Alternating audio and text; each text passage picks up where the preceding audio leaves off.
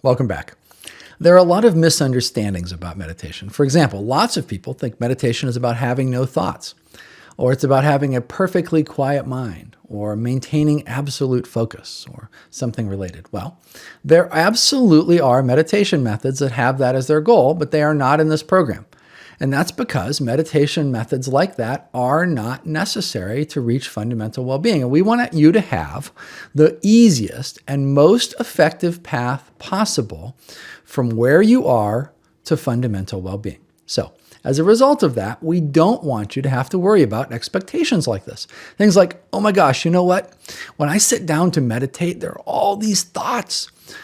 I'm such a failure at meditation. I'm never going to be good at this. I should have never enrolled in this program. I don't know what I was thinking. You have thoughts. Great, because the meditation systems that we use in this course and that really rose to the top of ones as the gold standards in our research in fundamental well-being use the whole system of yours. They use all of you. They use everything that's happening for you while you're meditating. And guess what? That includes thoughts. That includes distractions happening in your body. Frankly, it even includes distractions that are happening in your environment.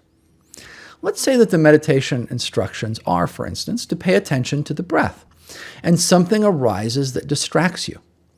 Our instructions are simply, okay, there are a few things to keep in mind here. First, see if you can get to the place where you can just watch that thought or emotion or sensation arise.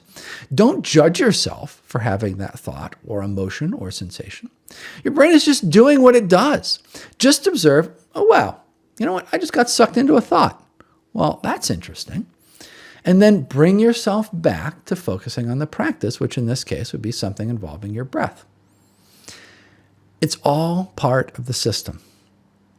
Every part of this, every little thing that can happen, it's all part of the practice system as we've designed it.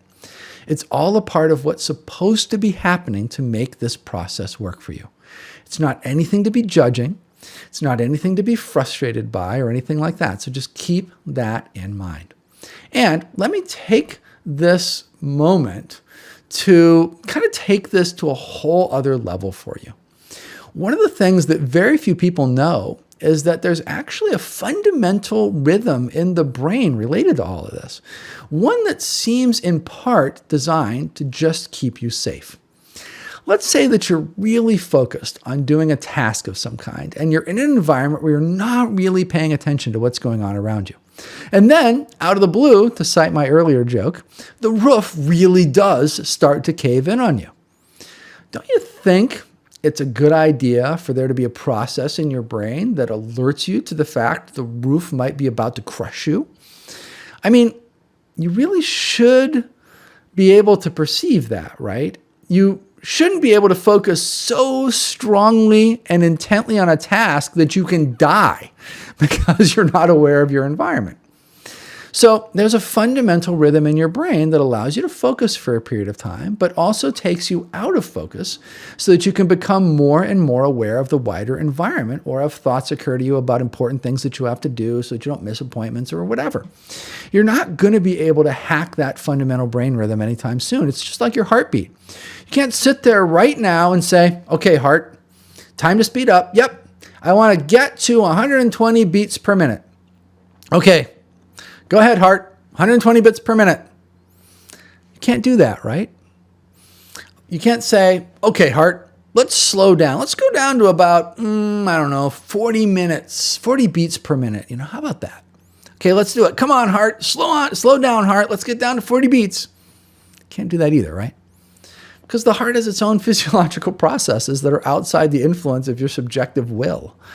Well, now, there are some exceptions to this, right? If you become a yogi and you focus on manipulating your heart, you become a magician who can often Magicians often learn to do this so that they can stay underwater and hold their breath longer. Or if you're a world-class athlete and you do some physical training around these types of things, or basically if you're someone who has some reason to do some lengthy physical training to gain some control over your heart processes, then yeah, you can get some degree of variation like that. Probably not the type that I just mentioned where you're going to be like, okay, 120 beats, flip the switch, let's go, right? Or something like that. Well, likewise, if you've engaged in a meditation practice that tries to alter this fundamental rhythm in your brain that's designed to keep you safe, well then yeah, over time you should be able to make an impact on it. Not a big one. Again, your body is still going to keep it within certain tolerances. Just like you're not going to be able to get your heart too high or stop your heart or, something like that and kill yourself, at least hopefully not. You're probably not going to be able to get to a place where you can get that brain rhythm to stop or to, alter too far outside of parameters or anything like that. There's always a ceiling effect to these types of things. But you can exert increasing amounts of impact on it. And I have to tell you that, frankly, we don't care about any of that because none of it relates to fundamental well-being for us. So if you've got thoughts, emotions, distractions, whatever else, none of that should frustrate you. It's just your brain doing its thing. It's just that rhythm keeping you safe. You should not care about it. It simply isn't relevant to what we're doing here. That doesn't mean, though, that we don't care about affecting the brain, because we absolutely do. Let's talk about that in the next video. I'll see you there.